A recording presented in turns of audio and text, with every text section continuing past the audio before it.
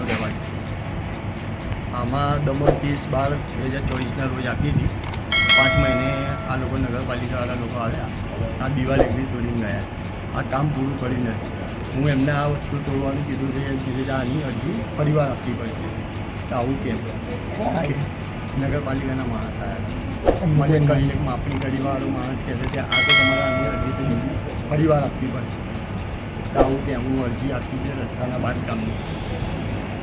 તમે એમને ના પૂછ્યું કે જ્યારે તમે માપણી કરી એ વખતે જે દબાણમાં છે એ તમારે તોડવાનું છે તો આની ફરી અરજી કેમ આપવાની એવું તમે ના પૂછ્યું? એમને કીધું પણ કીધું ફરી આપવી જ પડશે. બસ એમને સાંભળી જ ના આવે.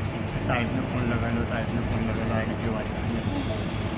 સાહેબને કોલ કરે એક બે વાર, પણ સાહેબ કીધે થઈ જશે એમ કરીશ.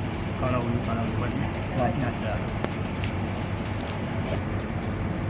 મને એવું લાગે છે કે પછી પૈસાથી કામ ચાલે છે. નગરપાલિકા કામ કેમ નથી કરતી? મારે શું સમજવું? પૈસાથી કામ થતું હશે? આ કેમ નથી સાંભળતી નગરપાલિકા? 5 મહિનાથી હું ધક્કામાં ખાઈને થાકી ગયો. શું કરવું મારે હવે? એટલે આજે આવીને ખાલી દિવાલ તોડીને ગયા? દિવાલ તોડીને જ ગયા. બરાબર. રસોડું નથી તોડ્યું? રસોડું નથી તોડ્યું. બરાબર. રસોડું તોડવાની વાત કરીએ છીએ તો આની અરજી ફરીવાર આપવી પડશે. તો કેમ આવું એમ? કેમ અરજીમાં તો બધું ચોખ્ખું લખ્યું છે ને? તમે ચોખ્ખું લખ્યું છે ને, આ વાંચ્યું હોય તો વાંચી લો એકવાર. હા, એ બીજી ફરીવાર બી આપી દઈશું. બરાબર. ઓકે.